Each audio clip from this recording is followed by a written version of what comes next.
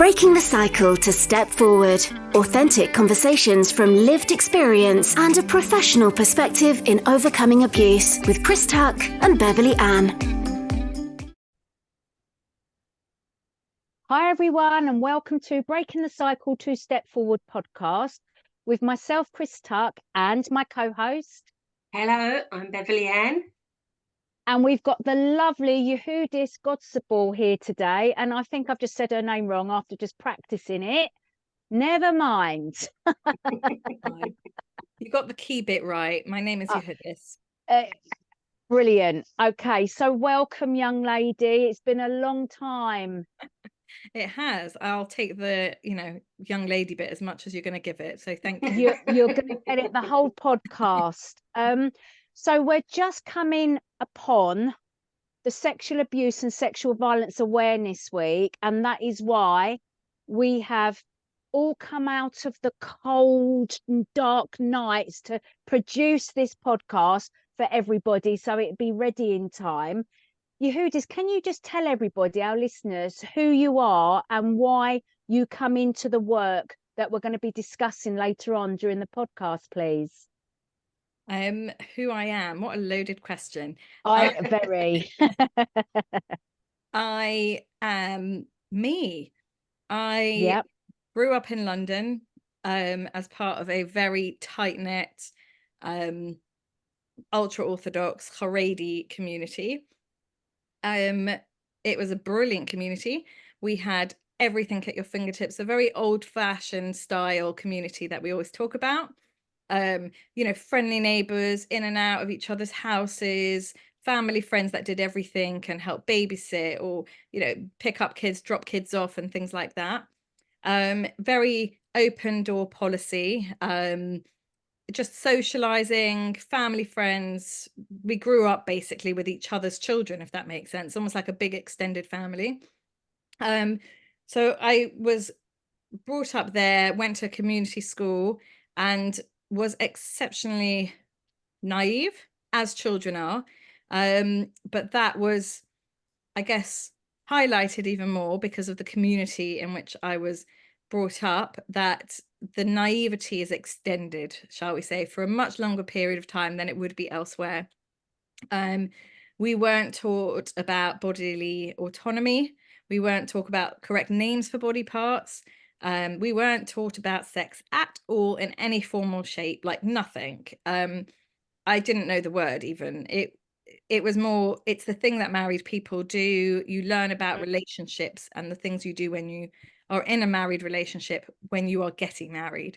So the time between engagement and marriage is the time when you learn about it. So it could be when you were 19, 20, 25, 28. That's when you would learn about sexual relationships, how to do it practically, the mechanics. Yeah. So until that point, when you get married, you're really naive, really ignorant, by no fault of your own, but mostly from the world around us that didn't give us that information. Yeah.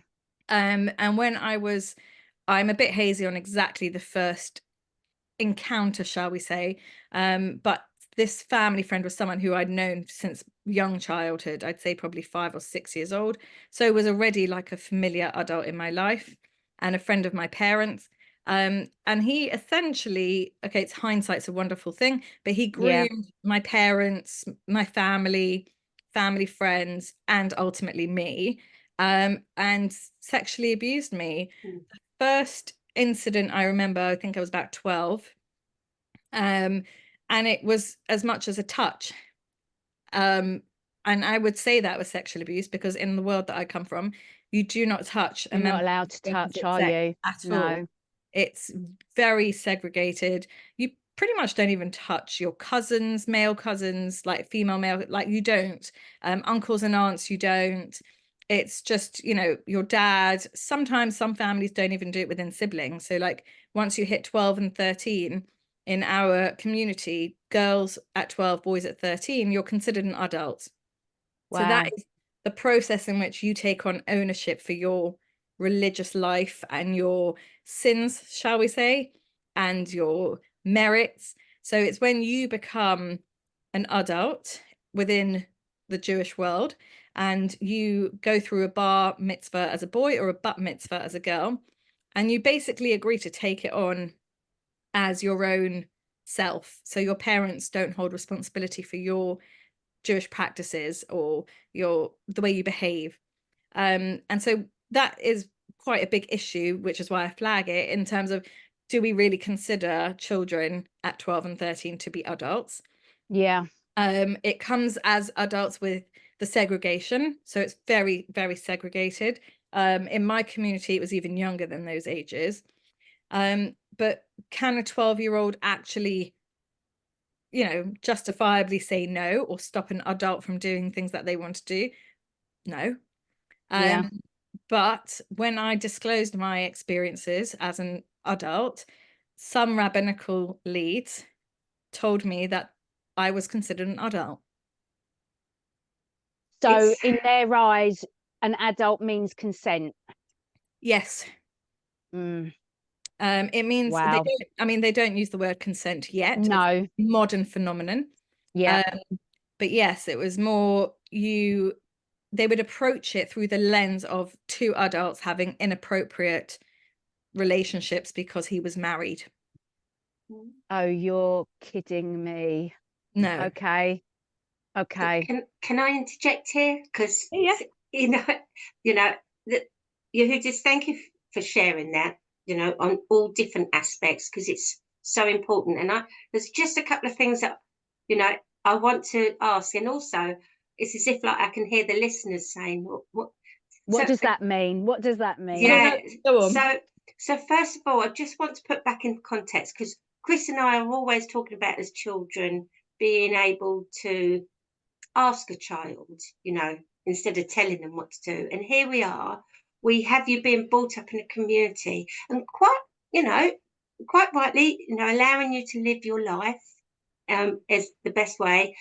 And some people would say about not speaking about consent, and that with not consent, but not saying to give choice to children, because at the end of the day, we want them to stay young. We don't want to sexualize them. So you're really highlighting that, when you're not sexualized, you're living your life truly innocent of anything else that goes around you. And then suddenly, when you're 12, you're considered to be an adult and expected to know what to do. And the bit that really got me was, yes, you're taking on your religion as an adult, but the sins. Yes. There's a big emphasis on that. Yeah. And that was the bit that caught me. I was like, whoa, hold on a minute. So you've not been given any awareness, and then suddenly it's considered your sins, and you're 12. So we know nothing about it. No, and we won't know at 12 either about sex at all. We just are brought up, though, with segregation from a very young age. So it now is going to sound quite depressing, but I promise you there's really lovely parts of my religion as well, and the culture and the practices we do. Yeah. But with any religion, the more, how should I say, isolated, the more you close off the culture and the community from anything external, the more you become self-governed. And oftentimes what we see is that those at the top of this food chain or the leadership chain are men. So it becomes, I guess, what we would like to call in society, here's the sexism and the misogyny and the patriarchy, but magnify that within a community where the priorities, the boundaries, everything is created by men in a top-down way. So I think when you are becoming, let's say, 12 or 13, you don't even grasp the fact that, oh, here's me taking on, all of my sins and my religious practice, because you're already starting to know that from when you're really young. Right. We're taught very much, here's wrong and right. Here's all the sins that you could do in relationship to anything. So your food intake, We Okay. don't mix certain things, and that would be considered a sin if you would eat something you weren't meant to or in the wrong way. So it's actually, sadly, from a very young age, you're very aware of sins and what you shouldn't be doing. And with girls and boys, how you should and shouldn't be behaving. So it's almost like they've gone so extreme where they're now sexualizing children, because you're a girl, make sure you are fully covered from head to toe and your dress covers your collarbone and your socks are not socks, they're tights. You know, I got penalized for wearing knee-high socks even though my skirt covered the tops of the socks, which when you look at it through an adult lens, and especially through the work we do, you'd be like, well, why are we sexualizing young girls? Like, people shouldn't be looking at girls and thinking, well, your tights should be covering everything and your skirt should be of a length where we don't even see the outline of your legs. So that was very much the culture. It was very much uniformed in how you walked, what you dressed, how you behaved. So when you become 12 or 13, I don't think it's not taking on everything into such a full gravitas, because you've already got the concept and the framework, but it's just you become responsible now. So if you choose to eat something that you shouldn't have, you know, it's on your head. Okay. And it would be tallied up when you come to meet God, if, you know, in an afterlife, that against you. Whereas until that point, your parents supposedly carry that burden. Okay. But you're not equipped with, oh, here's what you should know when you're 12, and suddenly you should be able to say no, and you're, oh, empowered with consent, because that still doesn't happen until you get married, until you get engaged to be married. So it's very much, the ignorance is there until adulthood, I would say, or if you get married young. But because of that culture and the way it is set up, that does allow then for predators to do what they want to do, doesn't it? I mean, that's because yeah, that's the question, isn't it, though? We always say, what comes first, the chicken or the egg? Do we create cultures for offenders, or are we always going to have sex offenders, but do we just have more because we create these cultures? You know, I don't think we can ever fully answer those questions. No. I think we will always have sex offenders. 100%. I think it's the level of sex offences that we have could be reduced. And the level of repeat offenders that we have in our community, in my community, could be reduced if there were systems in place that as soon as there was a first allegation, you know, things are nipped in the bud, so to speak. Yes. But they're not. And that's, you know, another whole stage of issue, in that by the time someone can disclose what they've been through, how many years later is it? Because they don't have the language until they're getting married. So oftentimes when I worked in the sector and did the work that I did, which I know I'm jumping ahead now to your next sort of question, a lot of the people that came to me to disclose their experiences, it was they only realized it after they'd got married and had tried to have relationships with their partners and struggled or had issues and couldn't, you know, process things that had happened to them in the past, and why was it not mirroring or working with what they were doing now. And then they go for counseling because they're unable to have sex with their partner now, and it all comes out. Yes. Right. But there's no language until that point. Yeah. Wow. Do you feel that the community that you grew up in will ever introduce the education and awareness that is needed for children and young people, so that they have got the vocabulary, so that they have got the awareness to disclose maybe sooner? Or is that, do you feel that that's never going to happen? It's a really tough one. There has been some, I'd like to say, forms of change since I've spoken up about it and pushed the conversation open in the community. My expectation and standards are clearly way above the line in which people in the community are happy to meet at, shall we say. Yes. Yeah. They, you know, recently in the past few years implemented a program that someone in, I think she's from America or Israel, I can't remember exactly, She created a program for ultra-orthodox schools. And so some of the leadership here in the UK brought the program over and started to put it into some of the Jewish schools and primary schools. But it's the stuff that we would have in society taught and discussed in like the 80s. It was, say no, run away and tell somebody, or it's a stranger, or Yes. here's the shadow outline of a person who just looks so blurry you can't make out, but they look really dark and evil. Yes.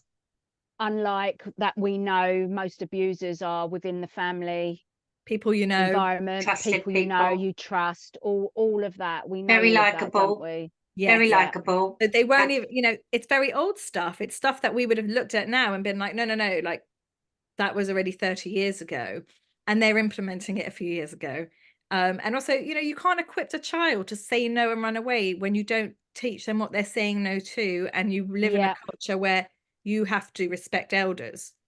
And this is always a challenge anyway, isn't it? Let's be honest, that's the challenge in the wide world, but it's the challenge within cultures.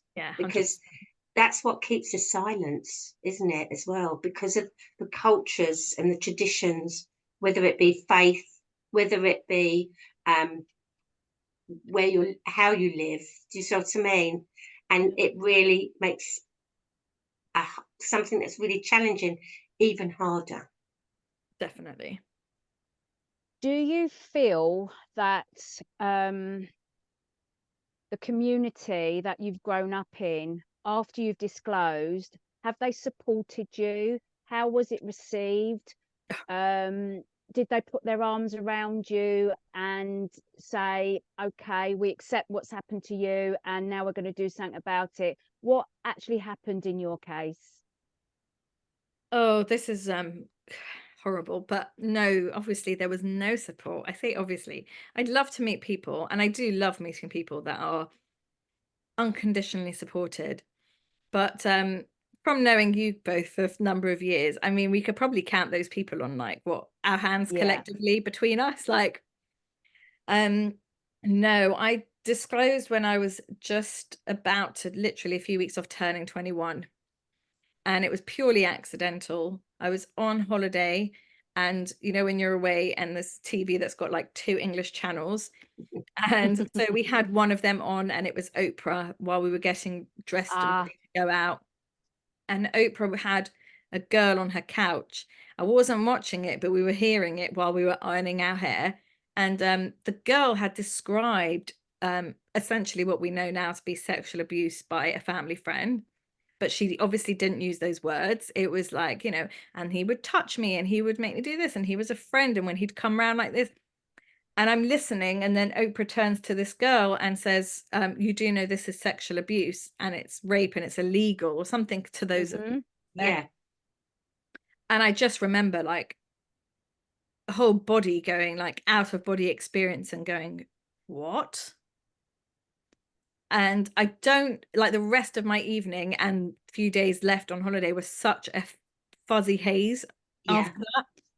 I don't remember entirely what happened, but my friend that I was with said I was actually answering the TV back and saying, no, it's not. And that's when I suddenly had the words to put to my experiences that I knew felt wrong. I knew I didn't like, I didn't know how to place it or contextualize it. And suddenly there was language for what I'd experienced. And so I came home and told my parents, and was offered therapy. So I started seeing a therapist. And then that was it. We left it for a few years. And I was about, I think a few years later, I can't remember, 24, 25. And I signed up for university, which is not something that was encouraged in my community or school at all. It's a bit, mixing with other people, don't know what can open your eyes to and what you might take on, so to speak. What you might learn. Probably to prevent exactly what happened. But I'd met some other Jewish students on the campus site who had mentioned that they were going to this person's house for a meal, I can't remember, it was one of the Jewish festivals maybe, and that they were so hospitable and they had so much food and they had loads of students come around, and straight away I knew who it was. Yeah. And I said, is it so and so? And they were like, yeah. And I was like, oh, you might want to be careful around him. He's a bit of a predator. Yeah. You know, just go. There's loads of people, but stay at the other side of the room. Don't go near him. I'd said this a few times, and then it clearly got round to him that I was saying these things about him. So he called me up out of the blue and asked me to stop talking about him because I was ruining his life. Oh, poor man. And so I said, you must be joking. You know, no apology, no acknowledgement, just what you're doing to me. Wow. And he tried to say that there's nothing to apologize for because it was a loving, meaningful relationship. Oh my goodness. And I said, at the time, I didn't remember the earliest memory. I said, I was like 13, 14. You cannot be serious. And I mean, he was like probably going on 10, 12, 14 years older than me. So like, he knew, didn't he? of course he knew. And so he said, no, it was that, you know, I really care for you. And I'd been obviously in and out of therapy for several years. And it wasn't washing. It wasn't going to hook. It was like, but he was trying. Yeah. And I said, this is ludicrous. I'm not engaging with you. You owe me an apology. And he said, well, think about what you want me to do to make it go away. Wow. And what part do you want to go away? As if you won't even acknowledge what you've done. Yeah. That's the first step. Anyway, he messaged again the next day, like, what can he do to make it go away? I'll pay for your therapy. So I said, I don't want to speak with him anymore. Yeah. And he said, oh, he suggested a rabbi to put as an intermediary. And I accepted. I mean, I didn't know what I know now that, you know. Yeah. Yeah. And this rabbi, I said, basically my ask was that the rabbi host a meeting between like my parents, myself, him, his parents and his wife, and the rabbi that, you know, at the time was a bit more involved, and he can apologize to me in front of all of those people and take ownership of what he's done. And if they want him to go get further help, they probably should, but whatever, I'm not going to, it's not my life. Like, and originally he'd agreed. I probably got way excited, but it didn't happen. Well, it's so brave of you to even consider that, Yehudis. So that's brave. all I wanted. I just wanted acknowledgement, an acceptance, and an apology. Can you imagine how profound that moment would have been? Probably would have changed the career of like my career, my life, like so much. And it dragged on for months. It never happened. And I realized that he was playing the rabbi as well. And it was just, he says, well, you can't expect me to monitor him. And I was like, no, I don't expect anyone to monitor somebody unless they can monitor their own actions. And if he's so worried if you're worried he can offend, you need to report him. Yeah. Anyway, then I spent like months running around town speaking to so many different rabbis, even some in America and Israel, to say, this is ridiculous as well when I say it out loud, but this was the reality, and it still is for everyone in my community. You needed permission from a rabbi to speak to the police. Didn't know that. Yeah, so I'd like to say it's probably a hang up from the post-Holocaust. There's very much this, the authorities are not there to protect us. Right. That's a big part of it. If you snitch, which is what it's labeled at, you know, on another Jew to secular authorities, you are responsible for what those authorities do to that person. Oh, wow. Okay. Wow. So there's a lot at play here, isn't there? There's a lot at play. It's very complex. Yes, there's a lot of so when I said about sins, this is what we're taught about from a very young age, you know, snitching on another Jew it's a thing that we've all known our whole life. Talking bad about another person is considered, anything about them in a negative way is considered talking bad about them. That's another sin that goes on your head. all of these things. Oh, desecrating God's name. So, you know, publicly saying, you know, what Jews have done, that's not right. Or, you know, you're bringing God's name into a spotlight of negativity. That's also a sin on your head. So you've got all of these stacked against you. So you cannot go to the police if you don't have permission from rabbinic authority. Can Wow. I just ask something, Yehudis? You know, I'm hearing your story, and what I'm hearing is, I mean, such strength and courage to be pursuing that. You know, the fact that you want to sit in front of him, you know, and get an apology in public when it didn't happen. What impact did that have on you, though, personally? It wasn't a negative impact. It was the process. This process was the process of me realizing I didn't own any of that shit. Yeah. Sorry for my language.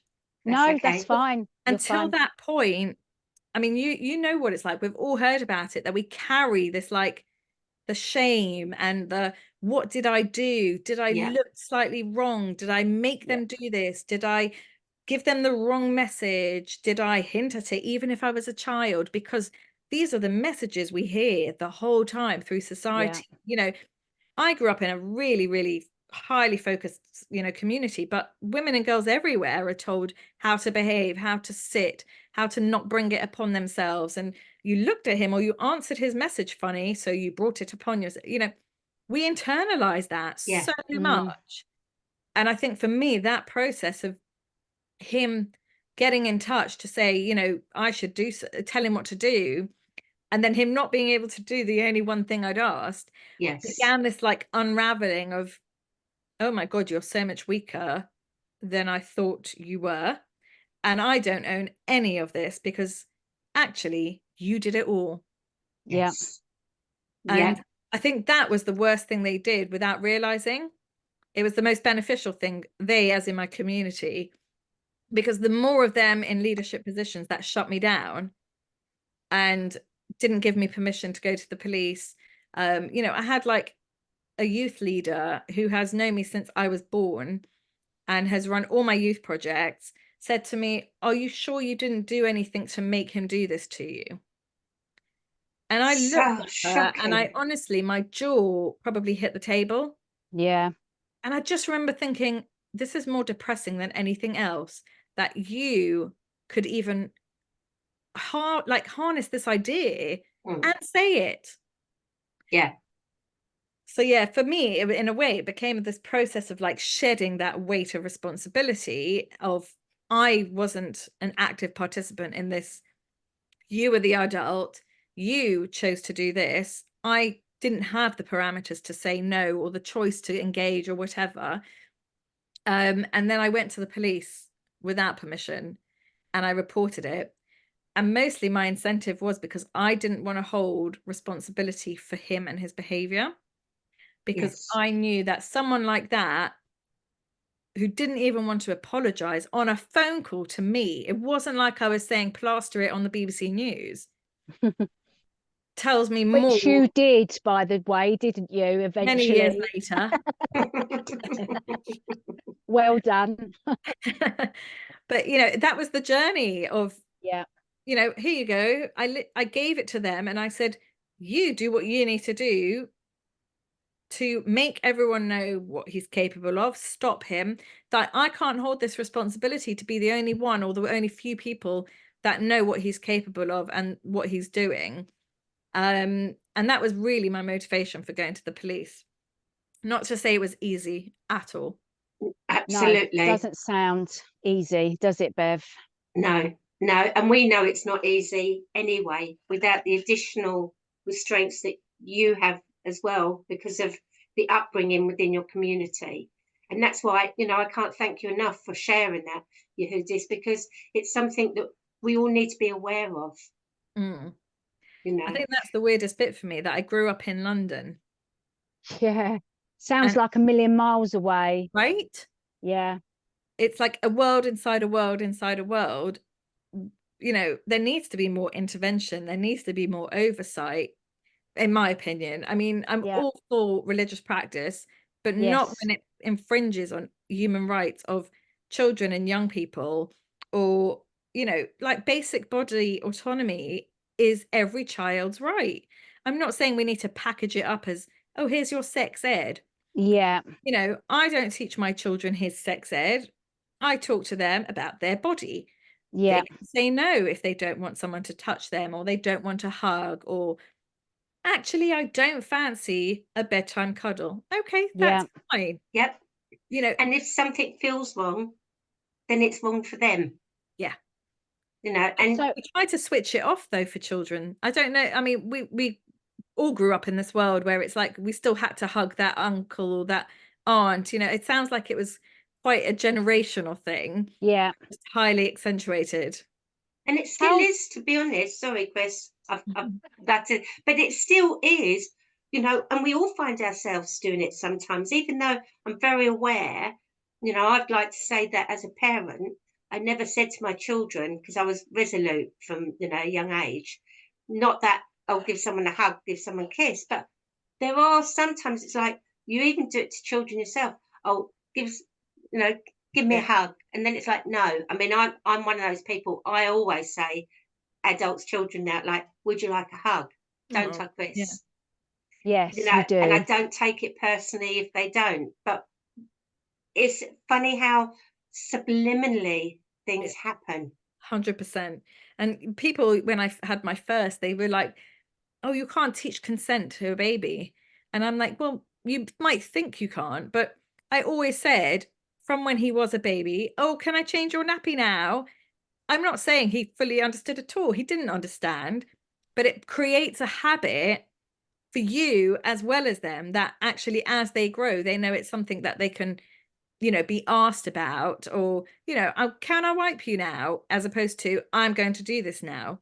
Yeah. I know we're meant to be taking care of their physical needs, but I never had an incident where he was like, no. You know, it was, I guess, a growing thing as we grow as parents and we, you know, adopt these things. It's just a shame that people like us with our experiences do it and put all that effort in, whereas I feel like everyone as parents should. I think as well, because you had grown up with that, you were taught right from wrong, right from an early age, and you was taught all of that. I want to say the word indoctrination, but that's probably the wrong word to use. But you were brought up in a specific way. Yeah. Yeah. So when it comes to your children and you're asking those questions, you're not really asking them questions because you know you've got to change their nappy. Yes. You know you've got to clean them. But it's teaching them, isn't it, about consent without teaching them consent. 100%. So I get where you're coming from on that. A deep question. How do you think the authorities, the statutory agencies, could have come into your closed community and made sure that your community were teaching body autonomy and things like that? Because we're saying it's every child's human right, and it is, but when you've got communities, and I'm not just saying your community, there's loads of different communities. When you've got a community that closes down like that, you know, they're very insular and they're very into themselves and they don't want outside intervention or interaction, how can we get that education and awareness in? I think it's multifaceted though, isn't it? You 100%, can't yeah. just focus on that one thing. I think No. One of the problems in my community is, we were going to call them politely community gatekeepers, Yeah. whereby local authority government agencies will default always go to the same representatives, the ones that are self-appointed, not voted in, there's no election process, as they are community representatives. And I often wonder what it would be like if actually they just set up a table somewhere in the local community and said, hi, we're here. If anyone wants to drop a note in our box with a feedback or a thought, or they are just so, the term they've coined is hard to reach communities. Yeah. Would Would that be allowed though, what you just described? Would someone be allowed to go govern into the streets? Right. Community can't govern the streets of London. No. Yeah, 100%. Do you see what I just think? Yeah. There's very little, you know, once they coined this term of hard to reach community, Yeah. it was like, well, that's it. We've got nothing else to do. Yeah. Actually, you just need to make yourself accessible, and every system, process, local authority, family services, you know, the health visitors, all of those things should be accessible to everyone. Yeah. It Absolutely. shouldn't be that you need to create niche systems on Yeah. top of what exists to make it accessible. Mm-hmm. I shouldn't have had to create an organization No, but you support did. and provides insight and information on the criminal justice system, Yeah. when how many do we know exist? What they should have Absolutely. done, they should have made those systems that are qualified specialists, have been in the roles for 30 odd years, they should have made those systems accessible for everybody. But that's the power of even having these conversations. Yeah. Because by having these conversations, we raise awareness, we educate, and if it's one person, they pass that message on. Yeah. If those systems, services, processes, procedures were accessible to you, would you have been able to get over this invisible barrier to speak to those services if they were accessible to you, knowing that you've got all of this judgment going on, that you're not allowed to speak outside of your community? Just a question. If it was a Educate me. helpline, if it was a Okay. helpline or a therapy or a support Yeah. group, 100%. Lovely. Definitely. Fabulous. I did reach out to some Yeah. when I first disclosed, and then I went for therapy, and then I was like, well, let me see what else is out there. But also, I mean, we always we tend to Google things, like, you Yeah. know, I was allowed access to internet as I grew up at some point, you know, measured internet, as they say. And at one point, I think it was just after I've disclosed, you know, I was Googling to see what was available. And I found some random forum in America that was for Charedi victims of Mhm. abuse. You know, I had to connect with people in America Yeah, to find something. to find just camaraderie. You know what it's like when you Yeah. just meet people Yeah. in a support group setting. And so I tried to Google and access services here. I was turned away from a couple because I was too niche of my requirements. I tried to access help from Jewish Women's Aid, and they didn't offer help for sexual violence. Okay. It was only for domestic violence. And Right.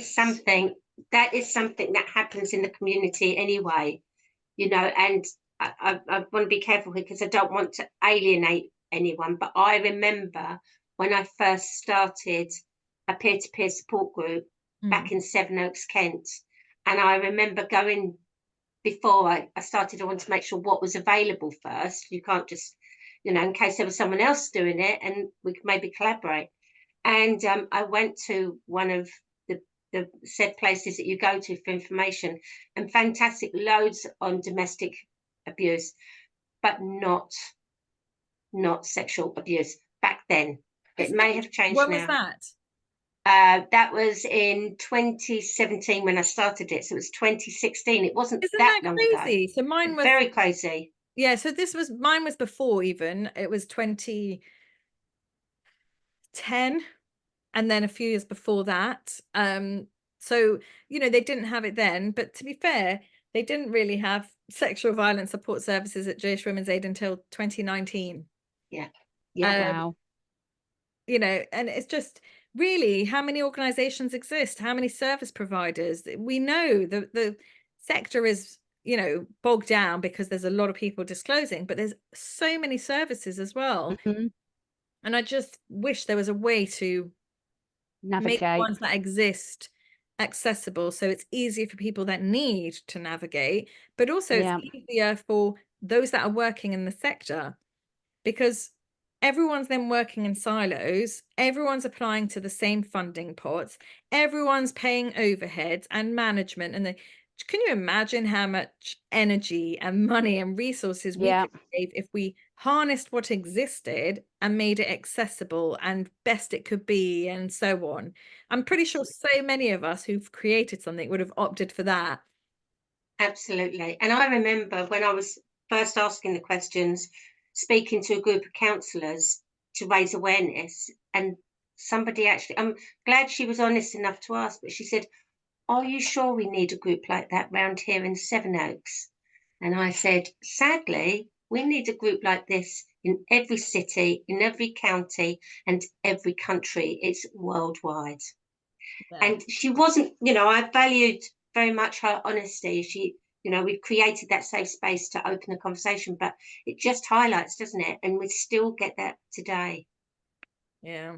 So Yehudis, I want to move you on a little bit because we're running out of time, as always. How did you come around to Sexual Abuse and Sexual Violence Awareness Week, which you are the founder of? So how did that all happen? So in 2010, I reported my experiences.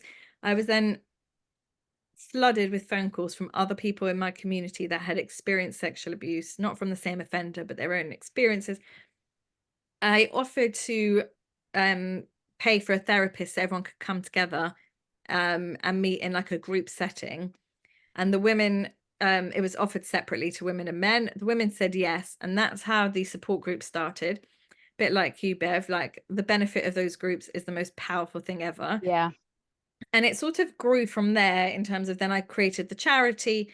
And through the creation of the charity, I obviously met other people within the sector, shall we say.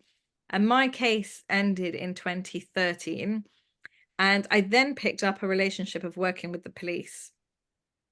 And so I was working with the partnership team there and some of the officers that work in the SOA officers, the sexual violence roles. I was working with people at the NSPCC, Survivors UK, and I can't remember where we met, Chris. It must have been in that period of time. It's got to be, yeah, because we started working together in 2016, so we must have met the year before at some event. Wasn't that to do up in London with the London Victims Commissioner? Was I it? don't remember where I met you, Chris. No, Oh, okay. I don't know, but it doesn't matter. Doesn't matter. It was over those couple of years Yeah. of meeting all these different organizations and different, I want to say different aspects of it. So, like the NSPCC work with children and young people. Then I was also working with the Survivors Trust, and they work with adults. And then I was also working with Survivors UK, who work with male victims.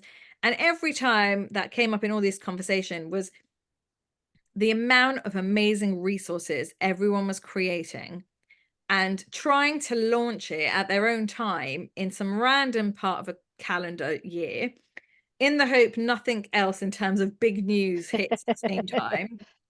And the amount of effort that goes into some of those campaigns was just phenomenal, but then they wouldn't get much reach. And Rape Crisis UK, I'm trying to remember who else was there in that first few years. And so essentially I said to everyone, aside from the fact I couldn't get my head around that we had no sexual abuse or sexual violence related day in our calendar in the UK. I mean, we had every other day I could find: pancake day, pajama day, banana day. There's so many things, but there was nothing to do with related to this at all. In America, they've got a whole month. And so I kept seeing the American stuff come up because I followed into all of that. It was like April's the month of all awareness. It is, yeah. And I thought, I just still can't believe we don't have one here. And then seeing all of these amazing campaigns and not getting traction, I was like, right, I'm bringing all of you into a room. We are going to have a meeting and we are going to create the UK Sexual Abuse and Sexual Violence Awareness Week. It was not such a mouthful at the time. I said, we just need to create a week that we can all designate to this conversation, because the resources need to be amplified. They need a bigger platform, but sharing it amongst ourselves and then hoping someone else will amplify it or retweet was not enough. So yeah, I pulled everyone together for a meeting with lots of promises of great biscuits, and everyone showed up. And it wasn't easy thrashing out initial conversations, because obviously every organization has their own aims and values and ethos, and well, we think it should look like this and it should say this and it should say that, to be inclusive of the male victims, the children, the adults, the women. You know, when you think of everything you want it to encompass, it was really tricky. But nothing a bit of biscuits couldn't help. And we finally did agree that it should say sexual abuse and sexual violence, because some people identify with sexual abuse and some with sexual violence. And oftentimes, if you identify with one, you vastly really don't with the other. And then it was trying to pick a week in the calendar. We opted for a week because I was worried that if something happened on that one day that we had picked or allocated, it'd destroy everything. It would get rid of the day, wouldn't it? It would override. It would. Yeah. So we went for a week, and trying to find the right week in the calendar, there wasn't much else that would overpower it. I think we all like the fact of like end of a long January, a dark, gloomy February, where we can literally shine a light. Yes. Sexual abuse and sexual violence, and amplify each other's voices, amplify victims and survivors, the work people were doing, the campaigns, the, you know, services. And we set a date and we did it, and I managed to wrangle, I don't even remember how I did it. I think it was one of the members of the London Assembly, when I had a meeting with them, who so kindly said that we could host it at City Hall. Yeah. And so we did a launch event in 2016 in City Hall.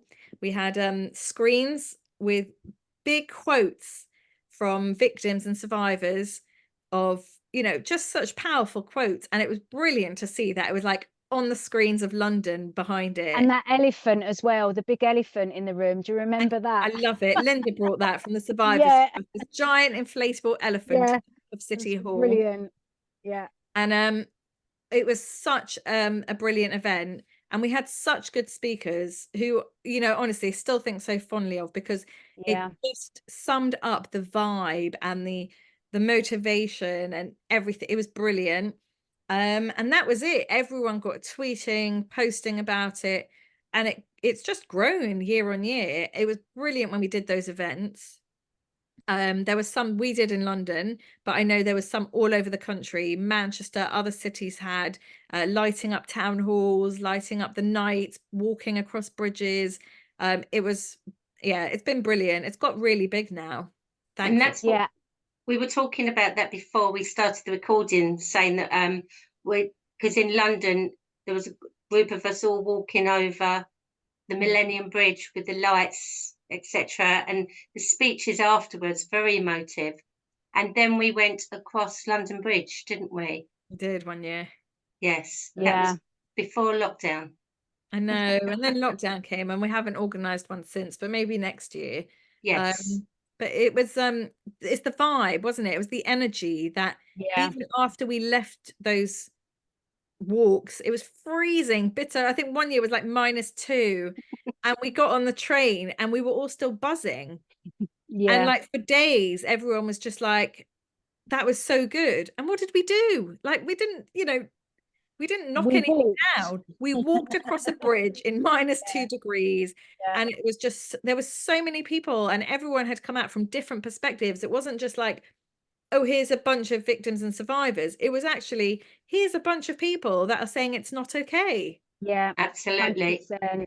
And that was what was the beauty of it. It wasn't just survivors, it was also supporters as well, who wanted to come along and be a part of it, which was fantastic. City of London police showed up with extra support to join in. We had the Met Police there. We had so many agencies and support services there. It was, it was brilliant. Yeah.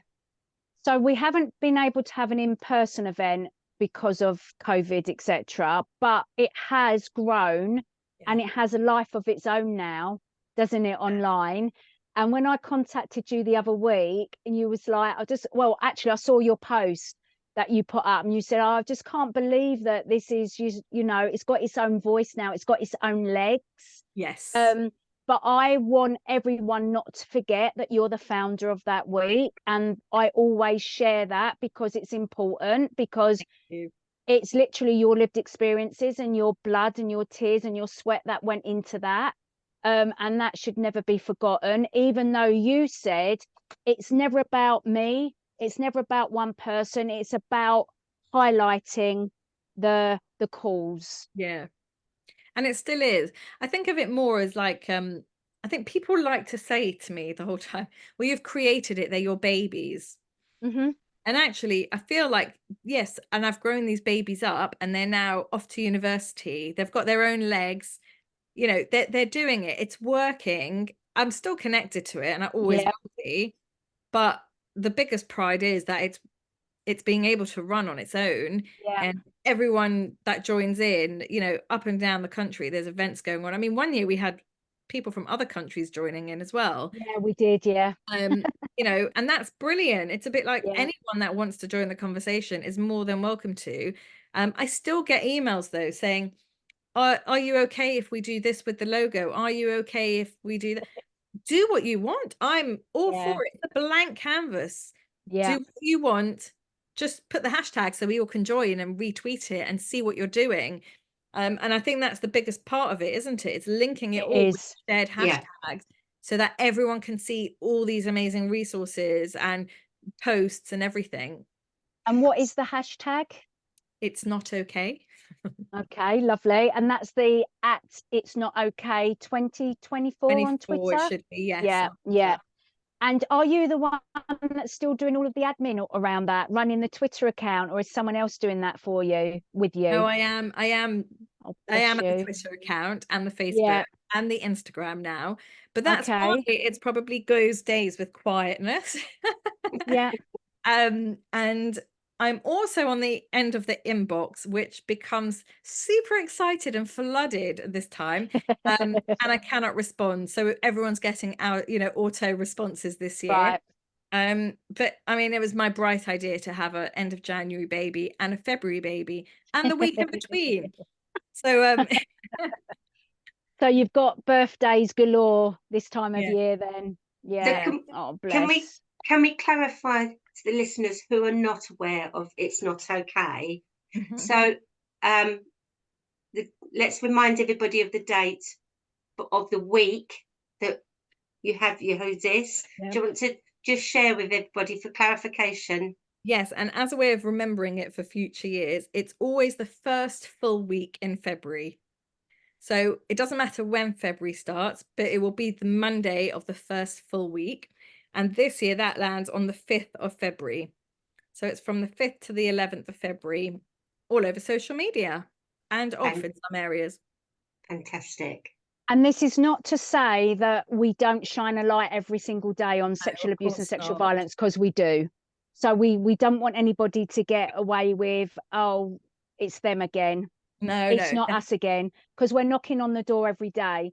However, it's a week where we can really try and get the hashtag trending and share all of everybody's work or their lived experience, whatever it is, however they want to turn up.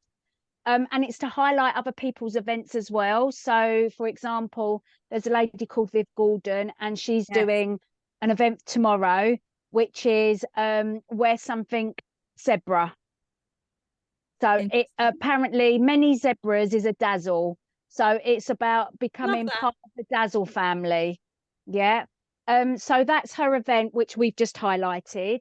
But it'll probably be gone by the time this podcast comes out, but she'll be running it every year. And I said to her, then get all her feedback from the day and just share it during your week, you know, so it's fine. We can just keep resharing stuff. That's the crux of the week though, isn't it? I mean, every year we get a message or two or a dozen afterwards from people who are either working, you know, in the sector, isolated ways, who are like, that was brilliant, just to see what other people are doing. You know, it's like remotivated people. After the week, had messages of disclosures from some people who have said, I've never seen everyone speaking up so much about it. I don't feel so alone anymore. You know, there's just so much that is that positive that comes out of, you know, sharing awareness and signposting people. And also it's just people, I've sometimes had this thing that, well, aren't you triggering people? And you know what? We haven't ever yet I personally had an incident where someone has said, I felt so triggered by the week. In fact, they've said, I've been so triggered to speak out and to be connecting with other people. I want to find a service that I can volunteer at. And I think it's just more about opening that conversation that is normally so quiet and silenced. And, you know, you're silenced when the abuse is happening. You're silenced if you go to the police because you can't talk till the end of the criminal justice process. You know, there's so many opportunities in which you're more silenced than you are talking. And I feel like this week is for us to all talk for those that can't necessarily. So I will still tweet and share and talk about it every year, just to be that voice, the consistency of actually sexual abuse and sexual violence still happens. There are people still being harmed. There are things that we could do to make it better. And we all have that shared responsibility. So it's not only for those that work in the sector or with lived experiences to tweet or join the conversation. It's for everybody. Before Beverly closes us down. No, I've got a question. Okay, good. Because then I've got another question after you. But yes, we are coming to the end, so you're very good on time. Well, just want to go back to when you went to the police, because as usual, we've all come off track, but that's a wonderful thing about a conversation. So we'll just go back. Can I ask, did it actually go to court in your incidents or not? It did. I think it was like a year and a half after I reported it. There was a trial. And it was a hung jury. Nobody prepared me for that. I was told it was either going to be guilty or not guilty. And I'm standing in the supermarket and I get a phone call and they were like, oh, can you speak? And I was like, well, even if I can't, you're going to tell me what the outcome is now. And they said it was a hung jury. And I remember thinking, I'm sorry, what? No one said that was an option. What does that mean? It was a hung jury and CPS wanted to retry in 6 months' time. So I went back to court 6 months later. I think they combined some of the charges and whatever to make it less strenuous on the jury. And he was found guilty of, I think it was 2 charges out of a dozen-ish. I can't remember exactly. It would be somewhere on Google. And the others was a hung jury. The most that were the charges for that were hung jury was rape related, which we know it's so hard to get a conviction for in this country. And the couple that he was found guilty of were like sexual assault of someone under the age of 16 or something like that. Don't quote me on the exact words, but the gist of it. So for me, while it was disappointing that he wasn't found guilty on everything, his defense was that it was a consensual affair when I was 17. So for the jury to say they found him guilty for the sexual assaults of someone under the age of 16 was really validating. So yeah, he was sentenced to 3 years in prison and served 18 months and has long been out and welcomed back into my community. And you have been welcomed or ostracized? How does it sit at the moment with you? I was getting backlash from as soon as people heard that I'd reported it to the police. And then it spiraled from that. So yeah, I've been ostracized from my community, and my family, a lot of them as well. You know, we had some synagogues said my brothers and my dad couldn't go to pray. A kosher supermarket didn't want to serve us. Wow. It's very, I mean, thankfully at the time for me, I was only just about to start working in one of a community role, and that job offer got rescinded quickly. But you know, it's the more within the community you are, the more there is what to hold against you. So if you're only able to disclose when you're married and you've got children, you know, it could impact your partner, your children in schools. Could be kicked out of schools and so on. I wasn't married. I was single at the time, so they didn't really have much else to hold over me. So I job to say, synagogue and things like that. But yeah, my community don't take, I mean, the Charedi community definitely don't take well to, shall we say, people disclosing sexual abuse. Sadly, the worst bit for me is it's very much the same system. So, nothing positive in terms has come out of that. There have been more cases and people have reported some more, not in the levels that I would have expected or hoped or that we know exists. And the outcomes of some of those trials have not been great, which I think is a reflection more on the system and everything else. But yeah, my community don't take well as a whole, the Jewish community, to like whistleblowers, which is very much what I've been categorized as, if not for talking to the police, but also for talking to the inquiry a couple of years ago. That fairly cemented it. Yeah. How do you now reconcile your religion, your family, everything that you were brought up with? How does that all sit with your life now? What do you do or don't do? I do a lot, but I also Okay. don't do a lot. Okay. I feel like, how you could give a set of instructions to people, like, let's just give a really basic IKEA. You got a piece of IKEA furniture and you can give that same box to 6 different people and get 6 different outcomes, because some Yes. people struggle with those instructions and some people will end up with a few screws left over and some a few less, and maybe a couple will have it fully intact with everything. Yeah. I feel like that is religion. It's a set of instructions, but we can all build it in whatever way. It's a framework of, you could end up with the dresser being fully built at the end with a few screws not there, but you've still got the dresser. Yeah. I just think some people interpret things in religious books and Bible and the Torah and whatever other religions I've seen do the same. I feel like people interpret it to say what they want it to say, and will often ignore the things that they are not interested in.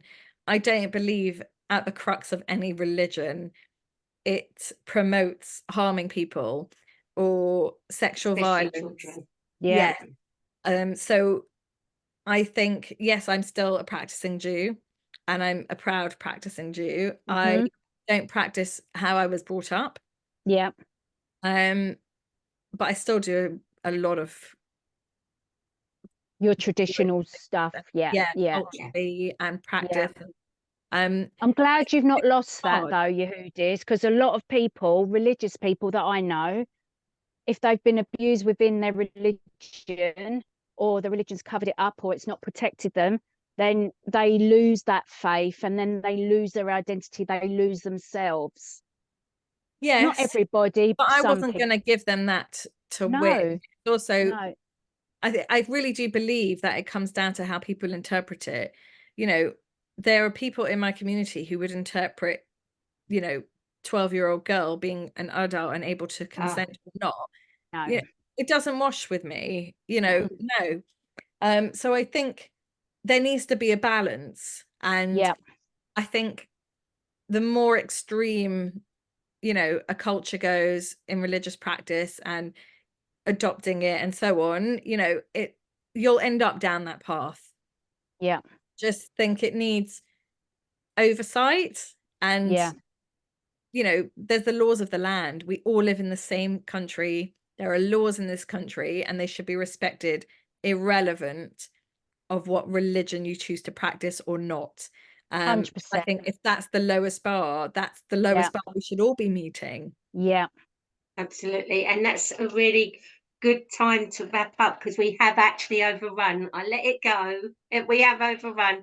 Just listening, just thinking about our listeners, we're like well over an hour now. Oh, can I just do one more question? Because we probably won't have Yehudis on again unless she wants to come back on. I could come back on another time, but go on, Chris. I just want to know, what are you doing now and what does your future look like? Gosh, just to finish on a positive. That's a long one. That's a loaded question. I know, but I'm sure she can wrap it up quickly, Bev, just for you. I am finishing my master's in understanding domestic violence and sexual abuse. I Fabulous. do some like consultancy training about sexual violence, my Charedi community that I grew up in. So I do like also lecturing sessions in different unis, things like that. I also have a day job that I started recently in December as a policy officer, not related to Vogue yet, or sexual violence. And what do I see in my future? I'm also a mum of 3 little ones, so I'm quite busy as Yeah, well. very So busy. there's enough there to keep me There on. is. Yeah. Yeah. I think I don't know what I would see in my future. Prime Minister? Oh, good God, no. No. I mean, the Prime Minister doesn't make enough change on the ground. I want to see. I think I would like to get back into the sexual violence sector world, but more from a policy Right. changing way. Yep. Our laws and legislations could be so much better with regards to child protection and sexual abuse. And, I mean, are we the only Western world without mandatory reporting? It is mind-boggling in 2024, but that's a whole another subject. It is. Yeah, I would love to be able to get involved more in informing and creating policies that prevent further sexual abuse from happening. That's the dream anyway. Okay, Fantastic. and I'm sure you'll make it happen. Right, I'm getting my knuckles wrapped now. Off you go, Beverly. Now, I'd just like to say thank you, Yehudis, to coming here and sharing all of that. If anyone watching or listening, we will be putting some links underneath. But please contact us, email breakingthecycle2stepforward@gmail.com. If you've got any questions for Yehudis, please email us and we'll get a response back as well. And remember to hashtag it's not okay during the week, beginning Monday, the 5th of February, 2024, because we'll all be very active in there. So we'd really appreciate all of your support as well, and we get that hashtag really moving. So, Yehudis, anything you'd like to finish on right now? Your last thought? No, it's been so lovely talking to you both. So thank you for the invitation, and I look forward to seeing all of the stuff we're going to be sharing during the week. Yay! Fantastic. Yeah. And Chris, do you want to finish off today? Don't you think I've said enough? Not at all. Not at all. Yeah, just get behind the week really, and just start sharing the awareness that we've all got within us. Just share it far and wide. That's it. Yeah. Fantastic. Well, thank you very much. Thank you. Goodbye. Bye, everyone. Bye. Bye.